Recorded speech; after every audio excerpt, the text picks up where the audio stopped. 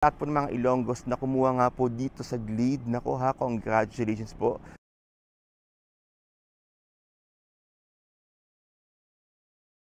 Okay, Kabayan Cup, so meron tayong showroom dito sa bandang gilid. Dito po yung lote na kung saan dito po mismo itatayo yung SM Haro.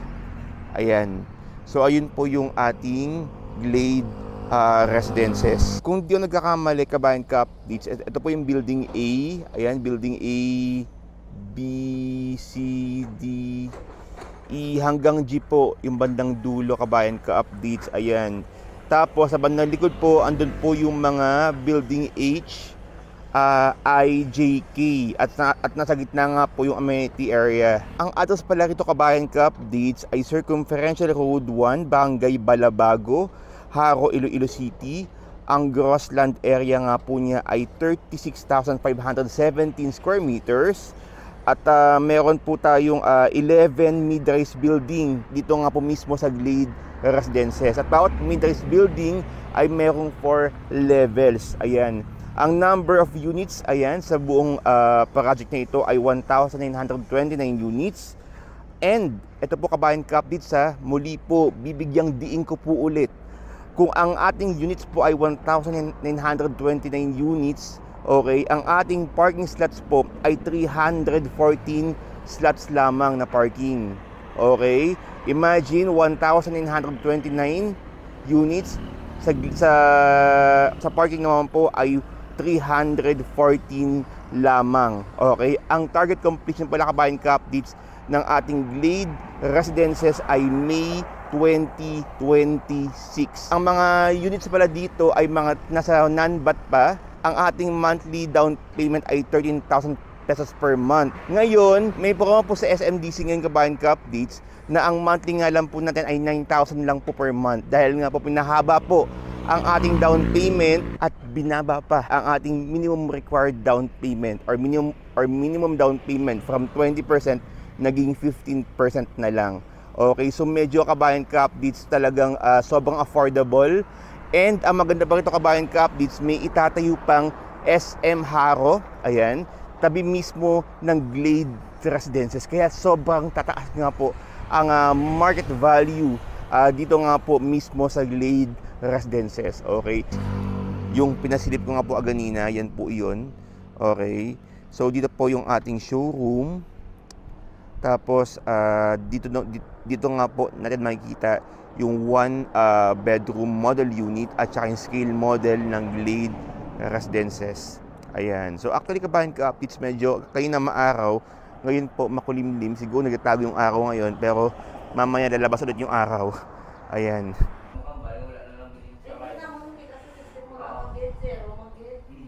Pero ma-open ang sunod na tuwabla. Okay. Yun ang kahit ng anay. Busy kung di tandaan mo namin sa Para hindi mo once kumakalis. mag-open, anong naman, mahal pa na tayo. Gatapol pa na tayo ng kanang units. Oo, batabol. Grabe yun. 200 plus kada ano ba? Gatapol. Diba, yung una ko nung miss, basta kailan, mga passing inventory is, ano sila? Interest na guro? Na kanya-kanya sila nga, ano bla, katodi. Tapos muna, ka-event, pero ay nung lang subong, kaya wala pang iya, ano mo? Program na. Program, kung ano, kung may pa na, may kabalo kung ano, kasi muna mo subong. Ano din sa amon sa 925? 9 to 5 yun na. Oo, formal sa open house. Later sa din.